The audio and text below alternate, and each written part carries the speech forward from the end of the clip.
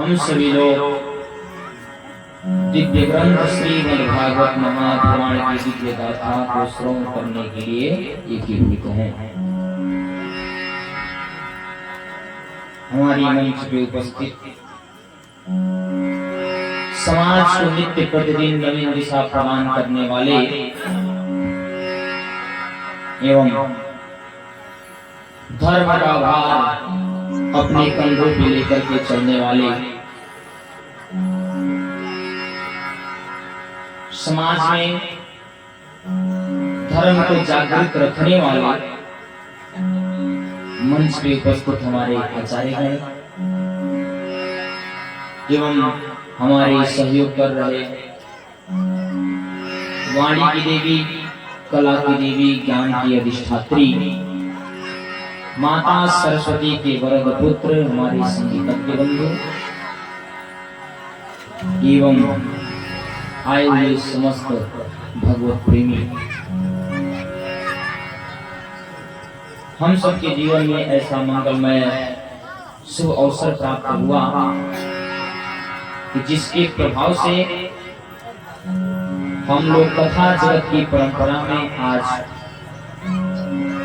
पंचम दिवस में प्रवेश कर चुके हैं। मन, वाणी और अंतःकरण को पवित्र करने के लिए भगवत नाम संकीर्तन हम सभी लोग एक साथ एकजुट होकर के भगवत नाम संकीर्तन करेंगे, भजन करेंगे। प्रतिदिन मैं आप सबसे बताता हूँ भजन करने के कितने लाभ हैं, भजन किस लिए किया जाता है, भजन किसके लिए बनाया गया है। भजन हम सब के लिए बनाया गया है। हम लोग की बुद्धि में इतनी ताकत नहीं है कि हम लोग संपूर्ण वेद का ज्ञान अर्जित कर सकें, समस्त धर्म शास्त्रों का ज्ञान अर्जित कर सकें, या जितने भी शास्त्र हैं सबको पढ़ सकें। कदाचित अगर पढ़ भी लिया तो हमको समझने के लिए बहुत अधिक परिश्रम करना पड़ेगा, तब जाकर के वो शास्त्र, वो पुराण और वेद हमको समझ में आएगा। इस पुराण, वेद और शास्त्र का समुचित सार है भजन, लेकिन इसमें भी प्रतिबंध है महाराज। भजन और भोजन जितना छुपा करके किया जाता है ना, उतना ही हमारे लिए आने वाले समय के लिए, हमारे जीवन के लिए उतना ही लाभप्रद होता है। शास्त्र इस बात का प्रमाणिक है, शास्त्र इस बात को प्रमाणित करता है, भजन जो अपने आत्मा को पवित्र करने के लिए भजन जो किया जाता है, उस भजन को हम मर्यादित रखें।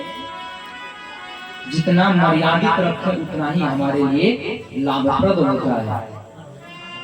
भजन को हम किसी दूसरे व्यक्ति को दिखाने के लिए नहीं करना चाहिए। ध्यान देंगे आप? अगर मैं सोचूं कि मैं भजन आपको दिखाने के लिए करूं, इस भजन का कोई लाभ नहीं निकलता। हमारा जो पुण्य है, पुण्य को छुपाना चाहिए, पुण्य को छुपाना चाहिए और पाप को दिखाना चाहिए। ऐसा क्यों? पाप का जब हम प्रचार स्वयं अपने मुख से करने लगते हैं तो हमारा पाप कटने लगता है, क्योंकि जितने लोग पाप हमारे द्वारा किए गए पाप को सुनेंगे, उन सब में हमारे द्वारा किए गए पाप बट जाएगा। लेकिन यहाँ एक बात और भी है, जितने अपने द्वारा किए गए पुण्य की प्रशंसा हम जितने लोगों के सामने करेंगे उतने लोगों में हमारा पुण्य भी बढ़ जाएगा। अगर अपने पाप को समाप्त करना चाहते हो तो जहां सारे लोग इकट्ठा हो, ढेर सारे लोग हो, वहां जा करके अपने पाप का बखान करना शुरू कर दो। इसीलिए कहा जाता है कि जहां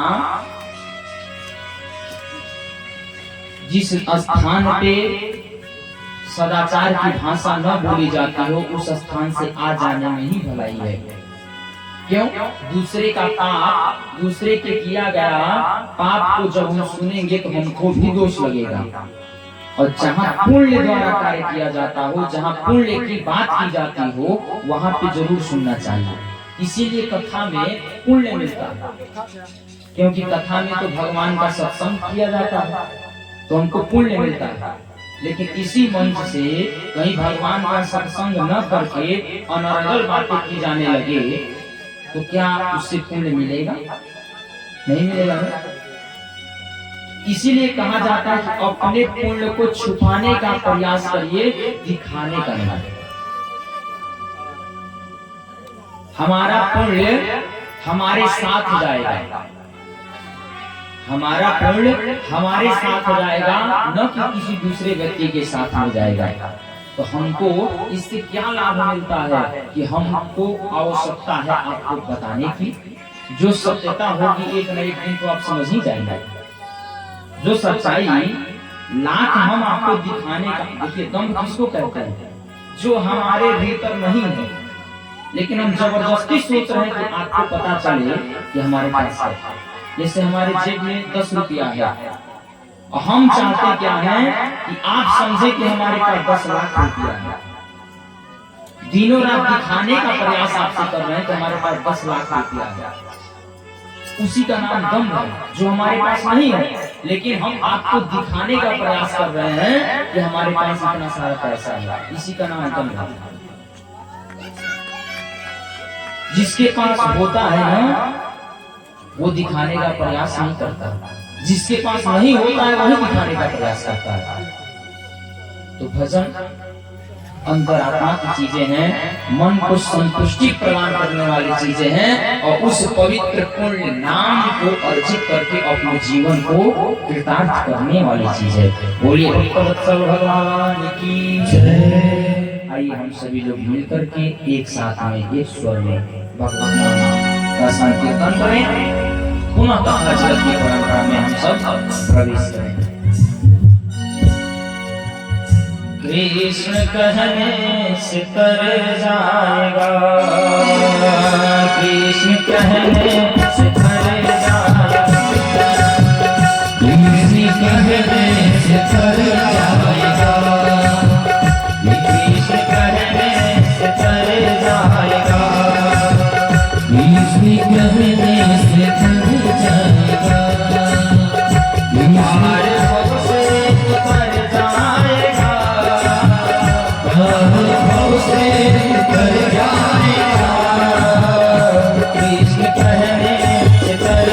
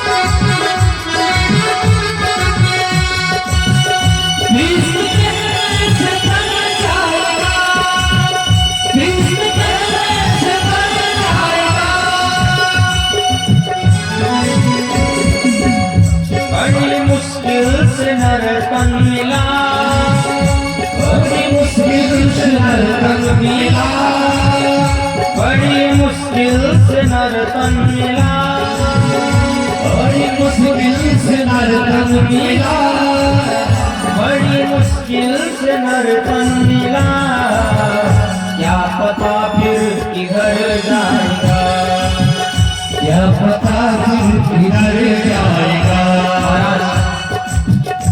83,99,999 योनियों में भ्रमण करके जब हमारा आत्मा मन आता है तब हमको मानव का तन प्राप्त होता है।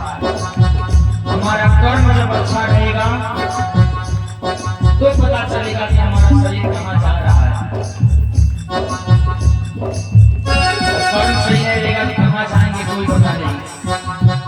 बड़ी मुश्किल से नर्तन मिला, बड़ी मुश्किल से नर्तन मिला, बड़ी मुश्किल से नर्तन मिला, क्या पता फिर किधर जाएगा, क्या पता फिर किधर जाएगा, क्या पता फिर किधर जाएगा।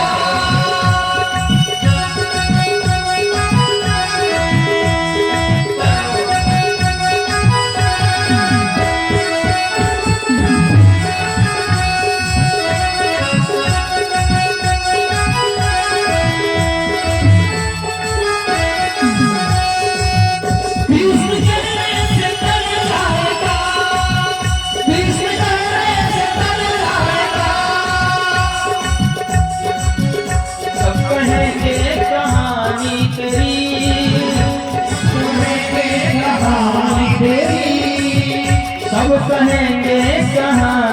तेरी, काम ऐसा जो कर जाएगा, काम ऐसा जो कर जाएगा, काम ऐसा जो कर जाएगा।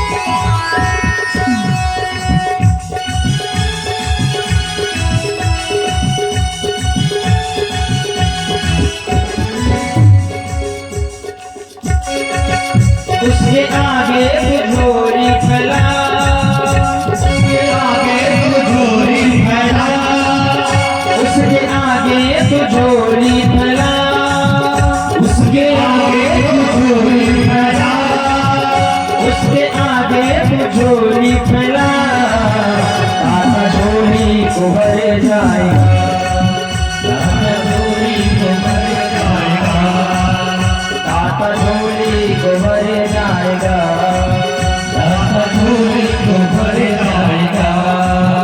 कृष्ण कहने से तर जाएगा, कृष्ण कहने से तर जाएगा, पार से तर जाएगा, पार भव से उतर जाएगा, कृष्ण कहने से तर जाएगा, कृष्ण कहने से तर जाएगा, पार से उतर जाएगा, पार भव से उतर जाएगा, पार से उतर जाएगा, पार भव से उतर जाएगा, पार भव से उतर जाएगा। कृष्ण कहने से तर जाएगा। बोलिए भक्तवत्सल भगवान की जय, कन्या लाल की जय, आज के आनंद की जय, प्राकट्य महोत्सव की जय। हम सभी लोगों ने बड़े ही धूमधाम के साथ कल कथा जगत की परंपरा में भगवान की कृष्ण जन्मोत्सव की कथा हम सभी लोगों ने श्रवण किया और बड़े ही आनंद पूर्वक हम सभी लोग उत्सव भी मनाए।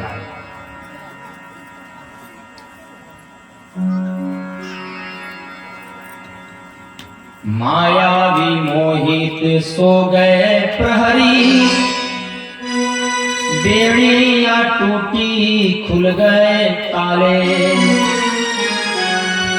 और बंधन में भला कैसे रहे, तीनों लोक के बंधन काटने वाले। ज्योति के बिंदु न उदित इंदु से दिव्य आनंदित छाए उजाले, देवे जगे पापिया सुर वीर, सुर कराले हैं उजाले,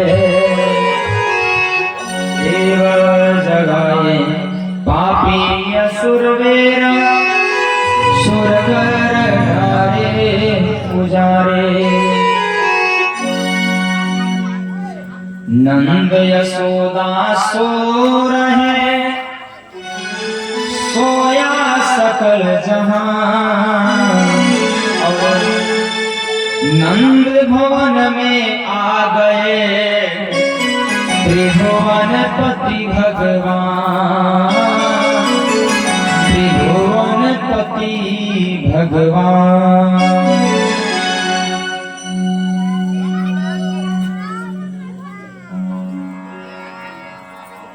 भगवान का जन्म कंस के कारागार, देवकी मैया के गर्भ से भगवान ने जेल में अवतार ले लिया।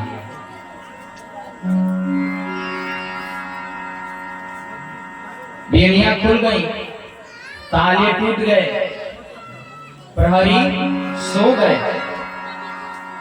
वसुदेव जी भगवान को अपने सर पे रखे और लेकर के गोकुल को चल दिए। बेड़ियां खुल जाना, ताले टूट जाना, प्रहरी को सो जाना, इसका क्या मतलब है महाराज? देखिए, शास्त्र में, पुराण में अगर किसी भी प्रकार की कोई भी घटना घटी है, उसके पीछे कोई ना कोई राज छुपा हुआ है, कोई ना कुछ माने अवश्य है। ये बेड़ियां क्या है? जो हमारे अंदर काम, क्रोध, ईर्ष्या, द्वेष, पाखंड, दंभ जो छुपा हुआ है ना मन के अंदर, जो हमारे इस शरीर को अपना घर बना करके अंदर जो बैठा हुआ है, वही बेड़ियां है, वही ताले हैं, वही जेल खाना है। और भगवान के जन्म लेते ही वो सारे खुल क्यों गए?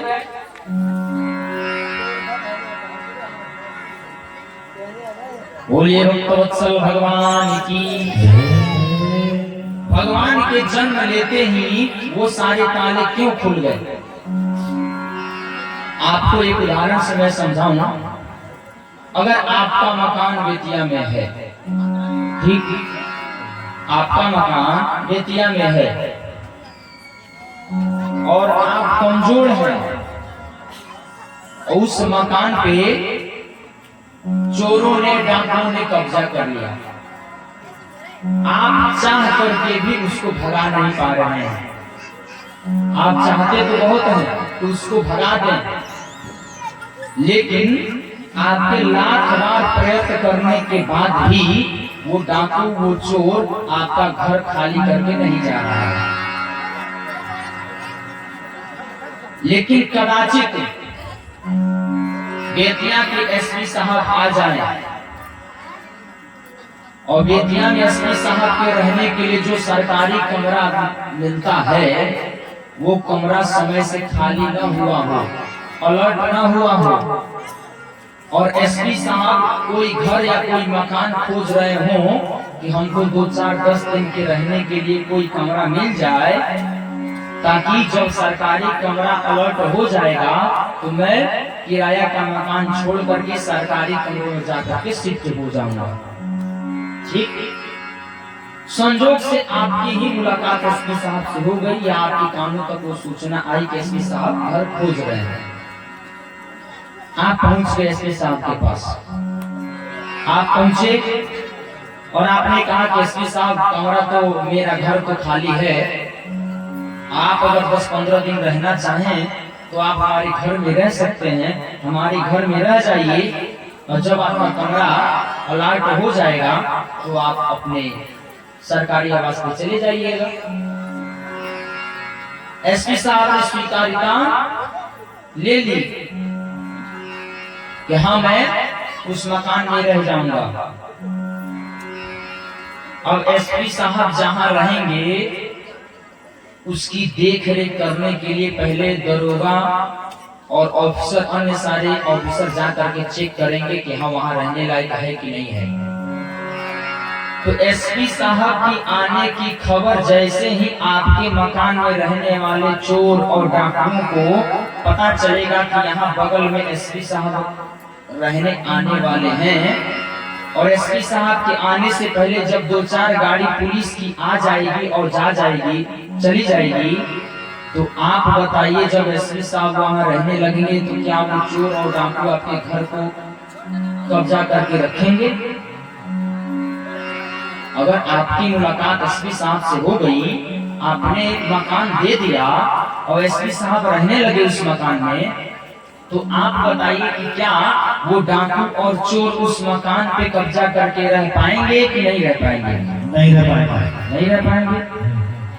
अब प्रश्न ये उठता है कि जो हमारे मन के अंदर काम, क्रोध, लोभ, ईर्ष्या, द्वेष, पाखंड जो भरा पड़ा है, तो अगर उसी अंतर आत्मा में एसपी साहब रूपी हमारे परम पिता परमात्मा का जन्म अगर हो जाएगा, तो उनके जन्म होते ही क्या हमारे अंदर ऐसी कोई दुष्प्रवृत्तियां वास कर पाएंगी कि नहीं कर पाएंगी? भग जाएंगी कि नहीं भग जाएंगी? क्यों? वो तो जगतपति हैं। वो अगर हमारे अंदर आत्मा में जन्म ले लेंगे, प्रकट हो जाएंगे, तो क्या ये काम, क्रोध, लोभ, द्वेष, पाखंड हमारे घर पे कब्जा करके रह पाएंगे? नहीं रह पाएंगे। भगवान के आते ही ये सारे निकल करके भग जाएंगे। बोलिए भक्तवत्सल भगवान की। तो जब उनका जन्म हमारे अंतःकरण में हो जाएगा तो इन सारी दुष्प्रवृत्तियों का नाश हो जाएगा। तो आज जब वसुदेव के जीवन में भगवान का जन्म जैसे ही हुआ, वैसे ही सारी बेड़ियां खुल गई।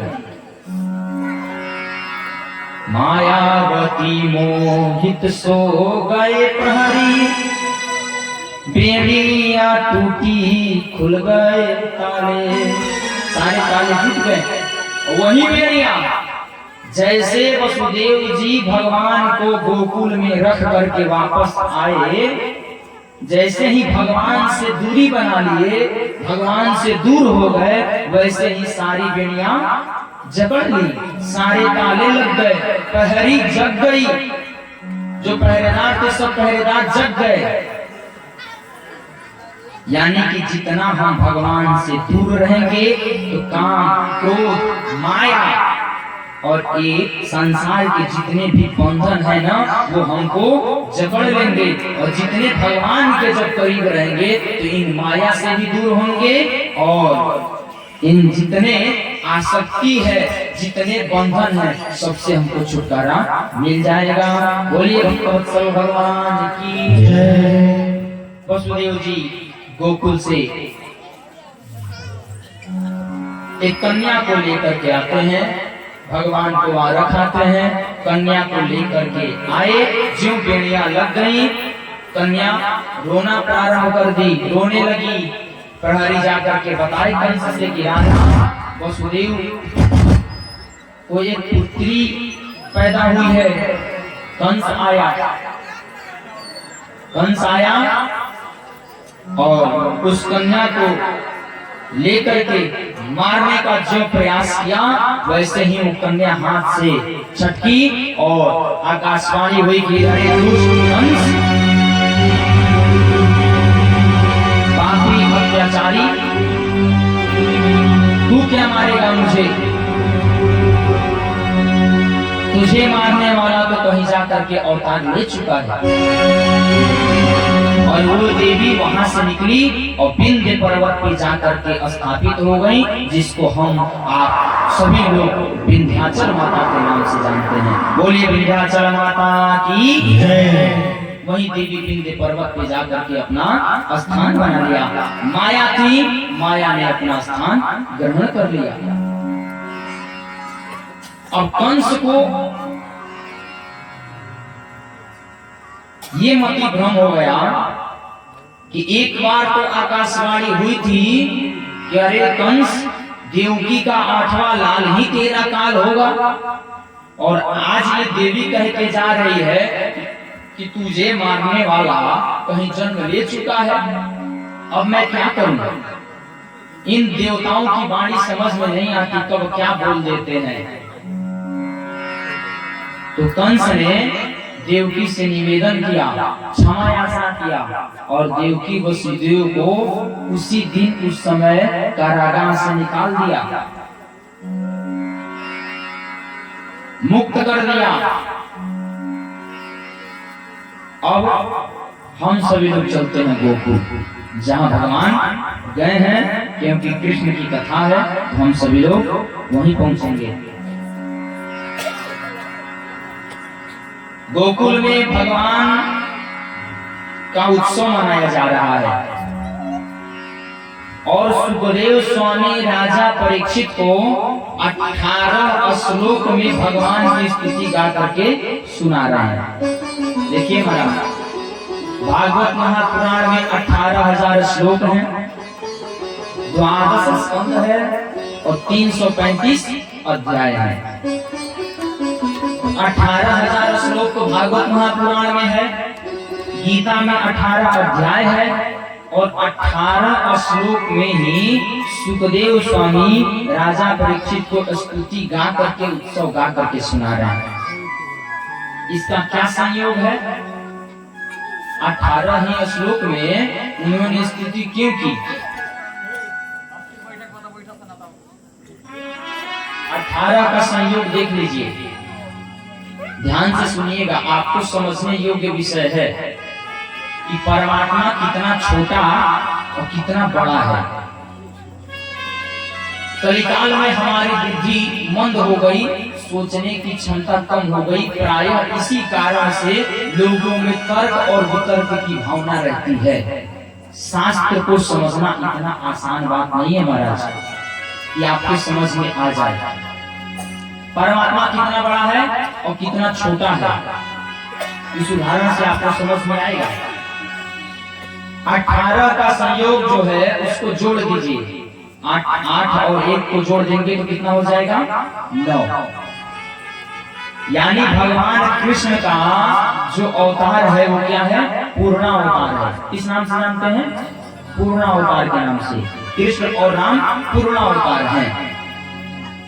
और पूर्णांक सबसे बड़ा अक्षर कौन होता है? पढ़ने वाले लोग यहाँ बैठे हैं, सबसे बड़ा अक्षर कौन सा होता है?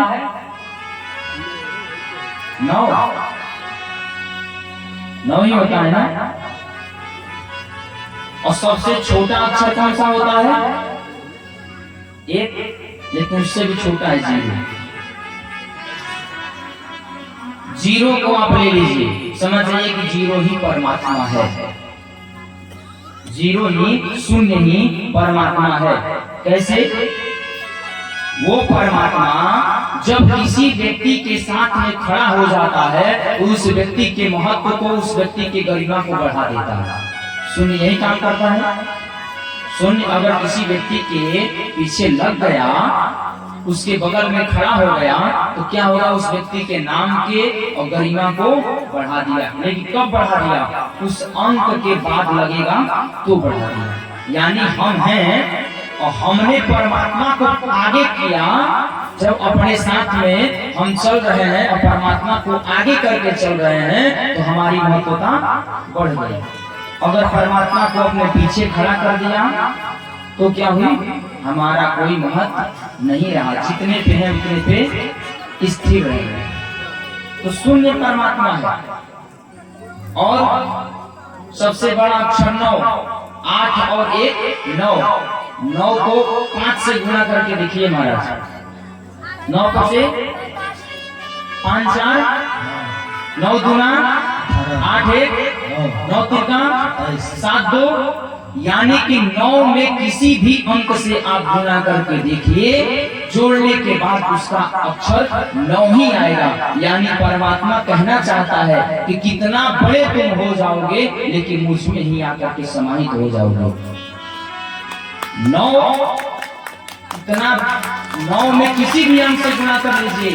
आप 15 से गुणा करके देखिए, 15 9 135, 135 को जोड़िए 5 3 8 और 1, यानी आप किसी भी अक्षर से 9 से अगर गुणा कर देंगे तो उसका जोड़ने के बाद में उसका अक्षर 9 ही आएगा। इसलिए आएगा क्योंकि परमात्मा से न कोई बड़ा है और न परमात्मा से कोई छोटा है। आप जिस भी अक्षर में जाकर के देखोगे परमात्मा उसी में दिखाई देगा। बोलिए भक्तवत्सल भगवान की। इसीलिए सुखदेव स्वामी ने 18 श्लोक में ही भगवान की स्तुति की है।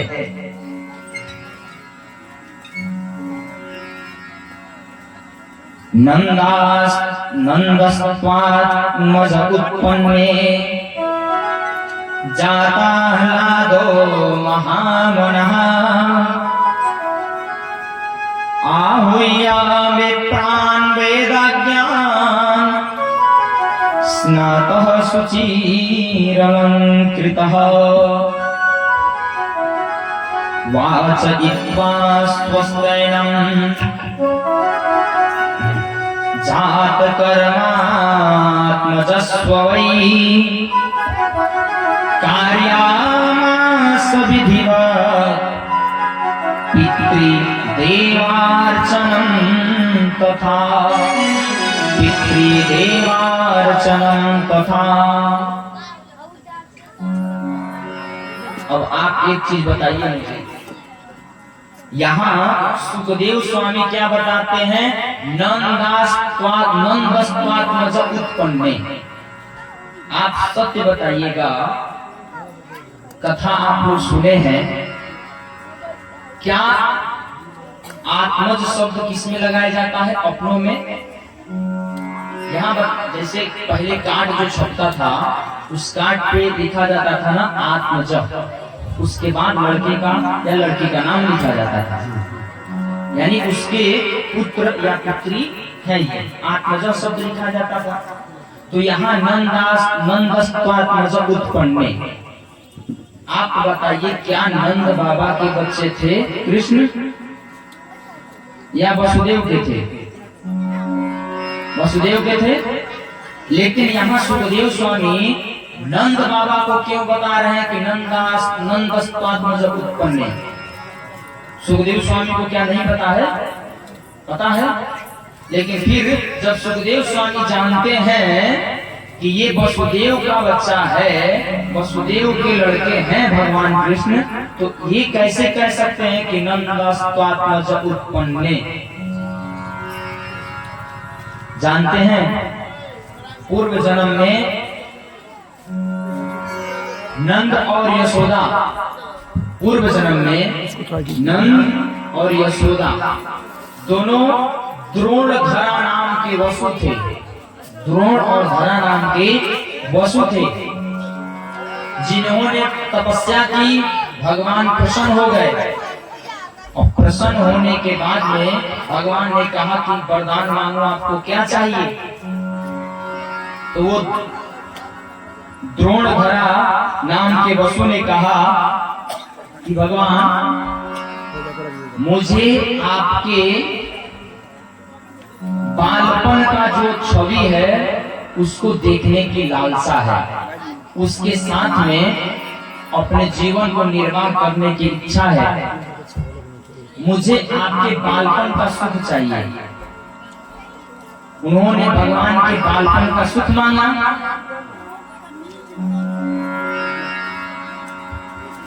तो भगवान ने बालपन का ही सुख नंद और वसुदेव को दिया।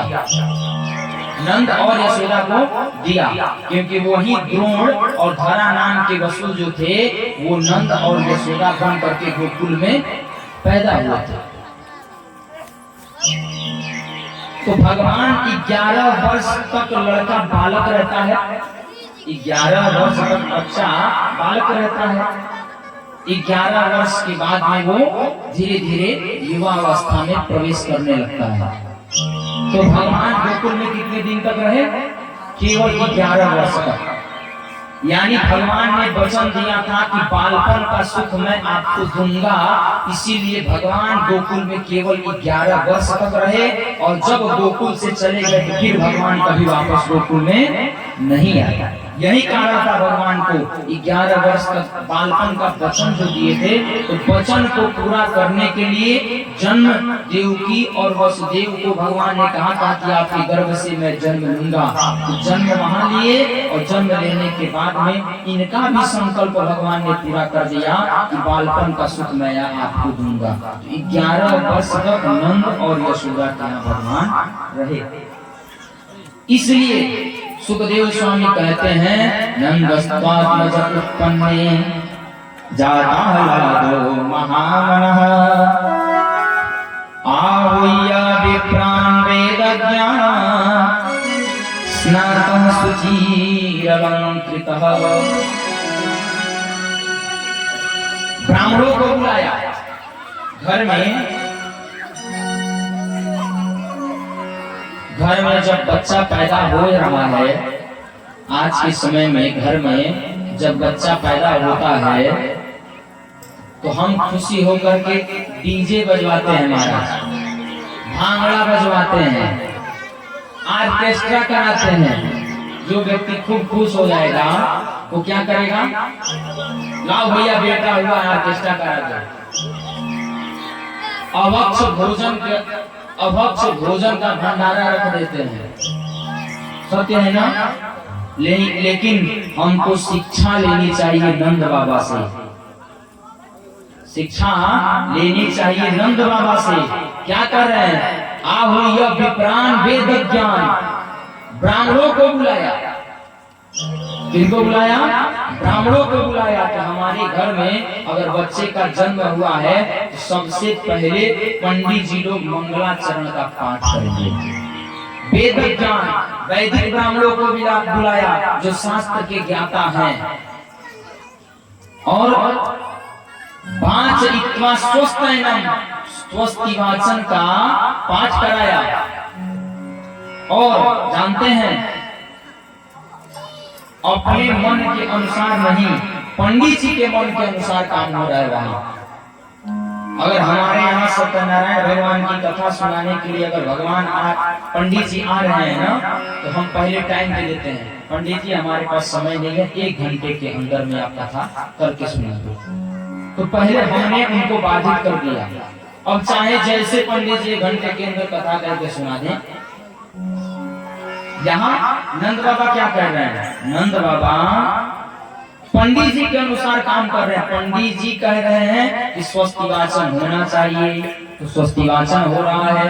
पंडित जी के ऊपर जब नंद बाबा ने दायित्व पूजा पाठ का दे दिया, तो पंडित जी अपने अनुसार उस कर्मकांड को संपन्न कर रहे हैं। लेकिन महाराज, हमारे बेटा या बेटी के शादी में पंडित जी अगर विवाह कराने में 10 मिनट देरी किए तो हमको तो बोलने में देर है, 4 रिश्तेदार पहले बोल देंगे, ए पंडित जी जल्दी जल्दी ब्याह कराओ, मुहूर्त बिगड़ जाता है।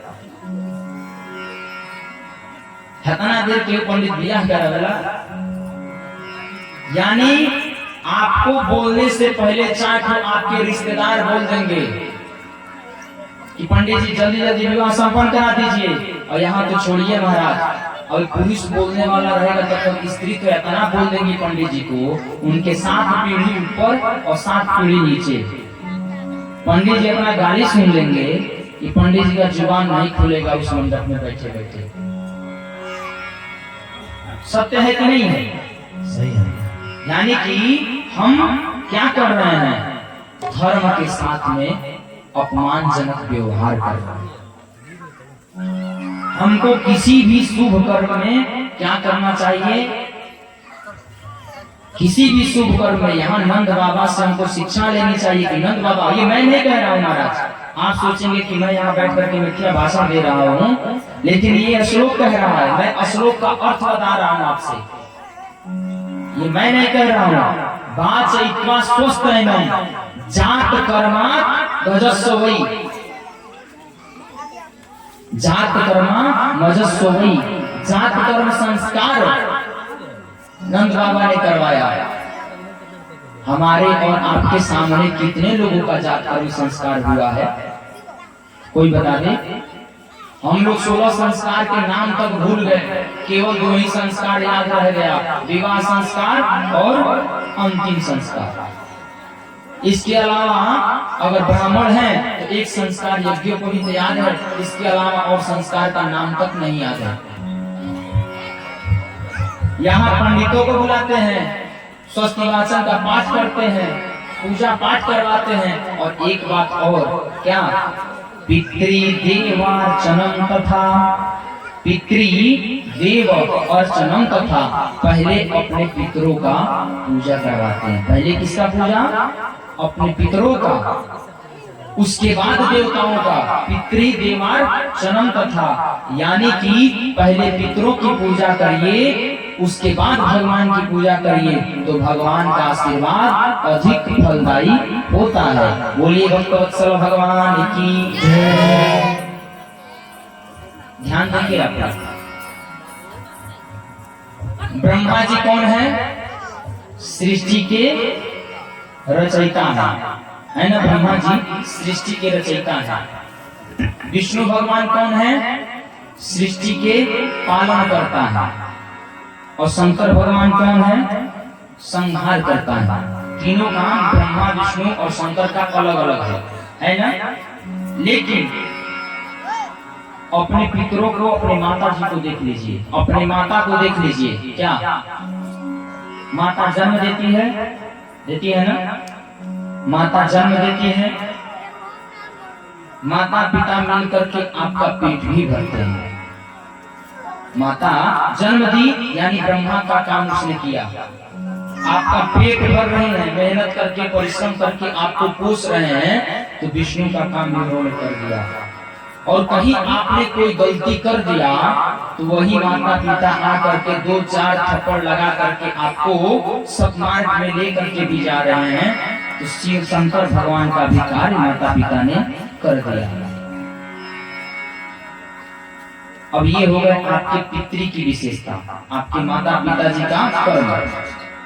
अब आपसे एक और प्रश्न मैं करता हूं, अगर आप भगवान कृष्ण को मानना छोड़ दें तो आपके अलावा बहुत सारे लोग दुनिया में हैं जो भगवान कृष्ण को मानेंगे। सत्य है, आपके मानने से न मानने से कोई फर्क नहीं पड़ता, क्योंकि हजारों लोग कृष्ण भगवान के भक्त हैं, लाखों करोड़ों लोग भक्त हैं। लेकिन अगर आप अपने पितरों को, आप भगवान का दर्शन करने नहीं जाएंगे तो करोड़ों लोग दूसरे लोग दर्शन करने जाएंगे। लेकिन अगर अपने पितरों का पूजा आप करना छोड़ देंगे तो दूसरा कोई आपके पितरों का पूजा करेगा? नहीं करेगा ना, नहीं करेगा, क्योंकि आपके पितरी तो आपसे ही संतुष्ट होंगे। दूसरा कोई करना भी चाहेगा तो आपके पितरी वो ग्रहण नहीं करेंगे। यानी अपने पितरों को प्रसन्न करने का दायित्व केवल हमारे जिम्मे ही है और कोई दूसरा नहीं कर सकता। इसलिए अगर आपके घर के देवता रुष्ट बैठे हों, आपके माता पिता दुखी हों, आपके पितरों को एक लोटा पानी न मिलता हो और आप जाकर के भगवान का खूब भजन करिए, खूब नाम जप करिए, तो क्या इससे पुण्य मिल सकता है? नहीं मिल सकता ना। अगर हमारे माता पिता घर में दुखी बैठे हों, रुष्ट बैठे हों, किसी बात की तकलीफ उनके मन के अंदर है और हम यहाँ आकर के खूब भागवत की प्रशंसा करें, तो क्या उससे पुण्य मिल जाएगा? नहीं मिलने वाला। इसीलिए नंद